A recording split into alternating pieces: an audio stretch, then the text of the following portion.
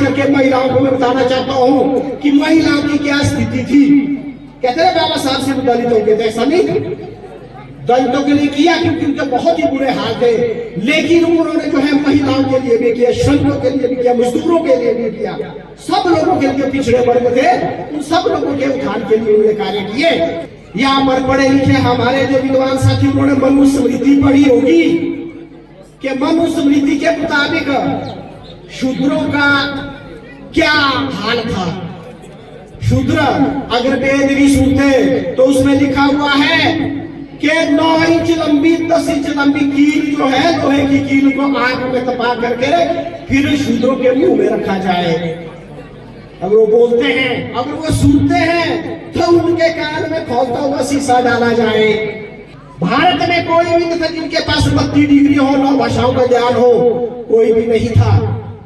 यहाँ पर वक्ताओं ने कहा कि बाबा साहब के साथ बहुत बड़े अत्याचार हुए और बड़ी अच्छी बात कही कि बाबा साहब को सिर्फ दलितों के मसीहा के रूप में जाना जाता है, ऐसा नहीं है। वे भारतवर्ष के संविधान लिखने वाले सबसे महान व्यक्ति, उन्होंने हर वर्ग को संविधान में उसका प्रावधान रखा। तेरी करनी पर बाबा हम नाज करते हैं। बदलेगा वक्त भी और बदलेगा जमाना। जय भीम के उद्घोष से हम ये आगाज करते हैं।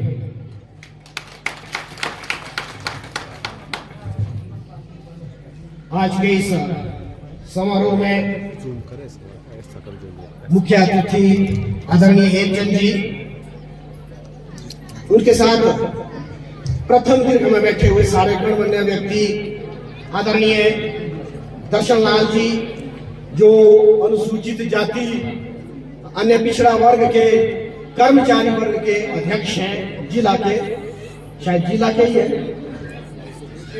और सिद्धू राम जी जो इस विशाल जो अनुसूचित जाति संघ है इसके राज्य के अध्यक्ष हैं, और यहाँ पर मंच पर बैठे हुए हैं आदरणीय कमल चौहान जी जो अंडर सेक्रेटरी रिटायर हुए हैं, और कोली समाज के अध्यक्ष लीलाधर चौहान जी, हमारे जिला के अध्यक्ष सीताराम जी, और यहाँ पर उपस्थित अन्य व्यक्ति जिनका मैं नाम नहीं ले पाऊंगा, भूल भी जाता हूँ, तो उन सभी का मैं अभिनंदन करता हूँ। उन सभी को दिल चौहान का नमस्कार। कहते हैं कि बुलबुल के पैरों में बाज नहीं होते, बुलबुल के पैरों में बाज नहीं होते, बुज़दिलों के हाथों में राज नहीं होते। जिन्हें पड़ जाती है आदत झुक कर चलने की, उनके सिरों पे ताज नहीं होते। क्योंकि यहाँ पर बड़ा शानदार मनोरंजन हुआ।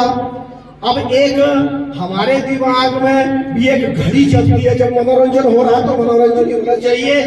बीच में कोई वक्ता आता तो थोड़ा सा अटपटा सा लगता है। मैं ज्यादा भाषण नहीं दूंगा, हम वैसे भी अध्यापक है, हमें आदत है, तो मुझे बोला गया है, हम चाहते हैं कि जो बाहर से यहाँ पर हमारे मुख्य अतिथि महोदय आए हैं इनका हम सुने, ये जनता को अपना संदेश दे। बाबा जी के बारे में हम क्या कह सकते हैं, बच्चा बच्चा जानता है, सब जानते हैं कि एक ऐसी महान विभूति जिनको हम क्या क्या कहें, अर्थशास्त्री कहें, राजनीतिज्ञ कहें, समाज शास्त्री कहें, विधिवेता कहें, प्रोफेसर कहें, संपादक कहें, उनको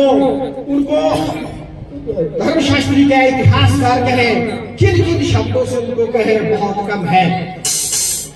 मैं उनके जीवन के बारे में ज्यादा नहीं कहना चाहूंगा, चंद एक बातें कहना चाहूंगा कि ऐसे व्यक्ति जिन पर आज विश्व के उस सर्वोच्च कोलंबिया विश्वविद्यालय को भी फख्र है, उन्होंने भी उसको महान पुरस्कार दिया है। जिन्होंने स्कूल ऑफ इकोनॉमिक्स लंदन से उपाधि दी है, तो आज तक 100 साल तक किसी संसार के किसी भी व्यक्ति ने नहीं दी है। हमें इस बात का गर्व है। आप उनकी योग्यता इसी बात से जान लीजिए कि जब भारत का संविधान बनना था तो उनको संविधान सभा में लेना ही था। उस वक्त तत्कालिक विधानसभा में जो संविधान सभा बनी थी उसमें लेना ही था उनको। जो बॉम्बे जो शेड्यूल कास्ट फेडरेशन है वहां से उनका नाम नामित किया गया, लेकिन वो हार गए। अब पटेल जी, जवाहरलाल नेहरू जी, जितने भी संविधान सभा में तुम सबको चाहिए था कि बाबा साहब उनको संविधान सभा में चाहिए ही चाहिए थे। फिर क्या किया, उनको बंगाल से मुस्लिम लीग से वहां से भेजा गया। अब देखिए कुछ दिनों के बाद क्या हुआ कि 1947 में वो जो है वो मुस्लिम लीग वो तो पाकिस्तान में चली गई।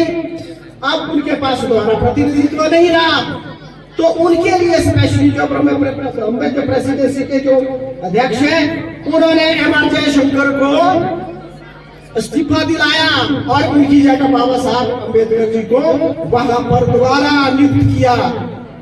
बड़े गर्व की बात है कि बाबा साहब अम्बेडकर को संविधान सभा में रखने के लिए कितने प्रयास किए गए। उनके बराबर कोई भी पढ़ा लिखा नहीं था। भारत में कोई भी नहीं था जिनके पास 32 डिग्री हो, 9 भाषाओं का ज्ञान हो, कोई भी नहीं था। यहाँ पर वक्ताओं ने कहा कि बाबा साहब के साथ बहुत बड़े अत्याचार हुए और बड़ी अच्छी बात कही कि बाबा साहब को सिर्फ दलितों के मसीहा के रूप में जाना जाता है। ऐसा नहीं है, वे भारतवर्ष के संविधान लिखने वाले सबसे महान व्यक्ति। उन्होंने हर वर्ग को जो है उनके उत्थान के लिए कार्य किया। संविधान में उसका प्रावधान रखा। मुझे मेरी बातें सुन रहा है कोई? अब देखिए अत्याचारों की बात। उनके साथ अत्याचार हुए, क्या क्या अत्याचार होते थे। यहाँ पर पढ़े लिखे हमारे जो विद्वान साथी उन्होंने मनुस्मृति पढ़ी होगी कि मनुस्मृति के मुताबिक शूद्रों का क्या हाल था। शूद्र अगर वेद भी सुनते तो उसमें लिखा हुआ है कि 9 इंच लंबी 10 इंच लंबी कील जो है लोहे की कील को आग में तपा करके फिर शूद्रों के मुंह में रखा जाए। अगर वो बोलते हैं, अगर वो सुनते हैं तो उनके कान में खोलता हुआ शीशा डाला जाए। और जो भारत में अंग्रेज आए, अंग्रेजों का विरोध क्यों किया? भारत के नेताओं ने, हिंदुओं ने, उससे पहले मुसलमान रहे, उससे पहले मुगल रहे, उससे पहले और खिलजी परशुराम, उनका विरोध क्यों नहीं किया गया? क्योंकि जो अंग्रेज भारत में आए थे वो हमारे लिए वरदान थे। वो उन लोगों ने ऐसे ऐसे कानून बनाए। उन्होंने देखा कि शूद्रों के साथ ऐसा व्यवहार किया जाता जैसे जानवरों से बदतर। 2-4 उदाहरण देना चाहूंगा मैं कि उन्होंने क्या किया, कैसी कैसी प्रथाएं थी। अभी किसी ने कहा कि जब उनको जाना होता था तो शूद्रों को जो है, एक शूद्र को जो है पीठ के पीछे झाड़ू बांधते थे और गले में वो हंडी लगा करके वो ठन करता हुआ जाता था ताकि पीछे से जो वो आए किसी की छाया ना पड़े। 1785 में अंग्रेजों ने शूद्रों को संपत्ति का अधिकार दे दिया। उसके बाद 1813 में शिक्षा का अधिकार दे दिया कि सबके लिए समान शिक्षा होनी चाहिए। 1817 में सबके लिए एक समान नागरिक संहिता बनाई गई जो कि इनको चुभी, इनको हमारे बराबर किया गया। और 1819 में ऐसी प्रथा का अंत करने का कानून बनाया अंग्रेजों ने। खास करके महिलाओं को मैं बताना चाहता हूं कि महिलाओं की क्या स्थिति थी। कहते हैं बाबा साहब से दलित हो गए थे, ऐसा नहीं था। दलितों के लिए किया क्योंकि उनके बहुत ही बुरे हाल थे, लेकिन उन्होंने जो है महिलाओं के लिए भी किया, श्रमिकों के लिए भी किया, मजदूरों के लिए भी किया। सब लोगों के लिए, पिछड़े वर्ग थे उन सब लोगों के उत्थान के लिए उन्होंने कार्य किए। 1819 में ऐसी प्रथा का जिसको कहते हैं नारी शुद्धिकरण, जब शूद्रों का विवाह होता था तो शादी के बाद वो जो दुल्हन होती थी उसको उनके घर नहीं भेजा जाता था, वो ब्राह्मणों के पास जाती थी। 4 दिन ब्राह्मणों के घर में रहती थी। ठीक है, तो ऐसे ऐसे कानून बने।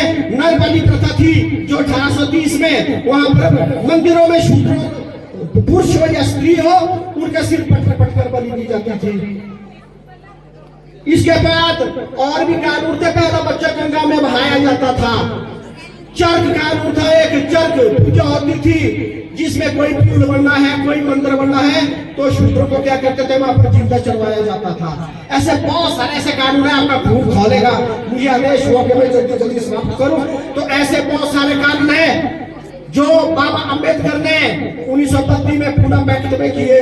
उसके बाद हिंदू कोड भी लाया जिसके जो है जिसके आधार पर महिलाओं को उनके अधिकार मिले जो आज अधिकार है वो पहले नहीं थे। संक्षेप में और आगे मैं कहना चाहूंगा, आज भी आप समझते हैं कि हमारा पूरा उत्थान हुआ है तो शायद ये गलती होगी। आज हम बहुत सारे काम कर रहे हैं, ये जो हमारी संस्थाओं के हेड बैठे हुए हैं ये बहुत अच्छे कार्य कर रहे हैं, बहुत अच्छे प्रयास है इनके अपने संस्थाओं के लिए कर रहे हैं, लेकिन नाकाफी है। अभी भी बहुत सारी ऐसी बातें ऐसी है जहां तक हम पहुंच नहीं पाए हैं। बहुत सारी बैकडोर एंट्रीज हो रही है, ये तो अस्थायी है जिसमें कोई पुरुष नहीं है। बहुत सारे हमारे क्या बोलते हैं वो बैकलॉग शेष, बड़ी सारी ऐसी बातें जो हमें मिल बैठकर करनी है, क्योंकि यहाँ पर सार्वजनिक सब मतलब बच्चे भी हैं, महिलाएं भी हैं, तो गंभीर बातें करने के लिए वैसा मंच चाहिए। आज यहाँ पर मनोरंजन भी है, इसलिए मैं कहता हूँ कि कमाल की 2 लाइनों के साथ समाप्त करना चाहता हूँ कि खुद ही जो कर बुलंदी इतना कि हर दिन से पहले खुदा बंदे से खुद पूछे कि बता तेरी रजा क्या है। और हमें किसी भी बात कहने से डरना नहीं चाहिए, अपनी बात को बड़ी बहादुरी के साथ रखना चाहिए।